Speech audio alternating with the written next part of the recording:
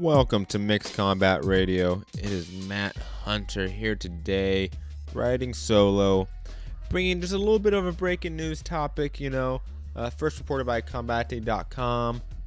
The UFC heavyweight title fight is coming to Dallas May 13th. Stipe Miocic versus Junior Dos Santos 2. It's going to be a good one. I really wanted to basically just come on the show and talk about it because, one, this is in my opinion, a intriguing fight for the heavyweight division. Because at one point, we had Junior Dos Santos as the champion. He was thought of at a time to be maybe the next guy. Especially when he beat Cain Velasquez in the way he did, and it was 4 seconds. It was most people, maybe not most people, but a lot of people thought, man, this guy could be it. That prototypical lean muscle, that 245-pound heavyweight, good boxing, good takedown defense, decent jiu-jitsu. Maybe it could be the future. Cain Velasquez, we don't know. Maybe he's injury prone. And then obviously we saw the trilogy of Cain Velasquez and Junior Dos Santos unfold and literally take years off of Junior Dos Santos' life. And overall, his career post the whole Cain Velasquez situation is just a weird one overall compared to most people in MMA, I would say. He just looking in compared to when he fought Stipe Miocic, their first fight. He's 1-2. He's 1-1 since that win over Stipe Miocic. He lost to at least Alistair Overeem, and then he beat Ben Rothwell, and it's one of those things where he hasn't looked that good, but when he does look good, he always has some sort of vintage feel to him at times. Especially against that Ben Rothwell fight. He stuck to a game plan. His boxing looked pretty normal in a sense to what we've seen him do. But again, there is that question of his wear and tear, because guys like him who've been through the ringer, you don't just come back normally. That's very rare, and to put this into perspective, when he beat Cain Velasquez in 2011, it was November, it was the first UFC on Fox card. I was there live for it at the Honda Center. Then he beat Frank Mir in May 2012. Lost in 2012 to Cain Velasquez in December. Beat Mark Hunt with a spinning hook kick in 2013. Lost to Cain Velasquez. Beat Stipe Miocic. Took a year off from that. Lost to Alistair Overeem. Took around 5 months off and then beat Ben Rothwell. Now he's here.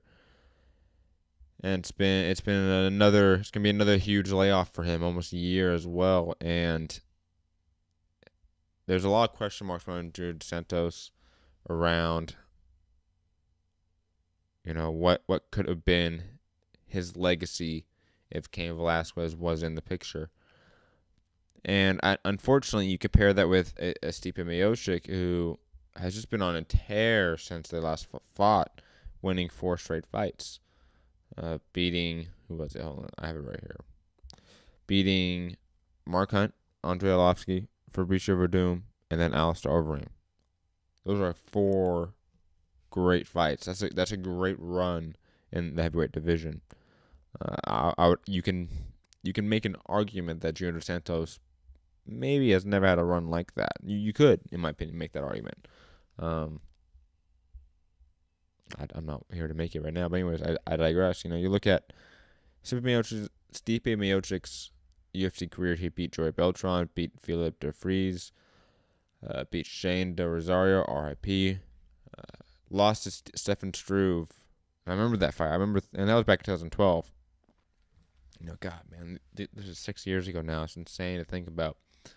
Stefan Struve, another guy that's had just a really odd career, and at times always been one to either be a Thought, oh, he's a prospect again. He's a hot prospect. He can maybe become a contender, maybe vie for a title with that length and reach.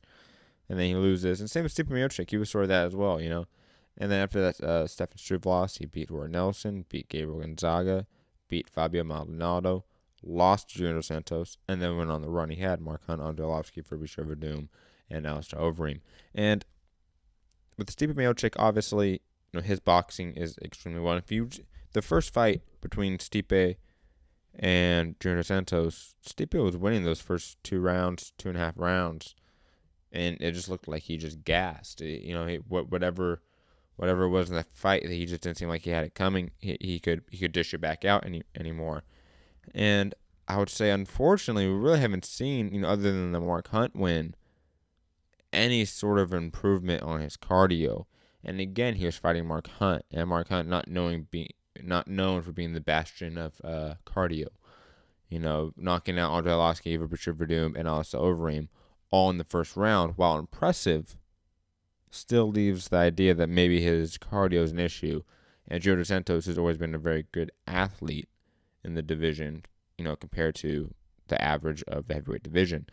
Is something to think about. If this goes in the later rounds, where Junior Dos Santos be able to steal those championship rounds again, purely just because Junior Dos Santos has that otherworldly chin and otherworldly willpower to keep going. It's truly something special. But again, Stipe looks like he's just connecting all the dots. It looks like he's just getting it all together right now. His boxing looks, in my opinion, better than it's ever have. His counters look good. His timing looks good. Obviously, because it's heavyweight, the defense is not necessarily there compared to other weight classes. The reaction times are maybe a little bit slower. The volume is different, obviously. But Stipe can throw a combination, can work off the jab, throw a good leg kick, and he's obviously very good on the ground. Man, this is going to be a close fight. I think that it's going to be similar in the first fight, that it's going to be a back and forth, all action sort of fight.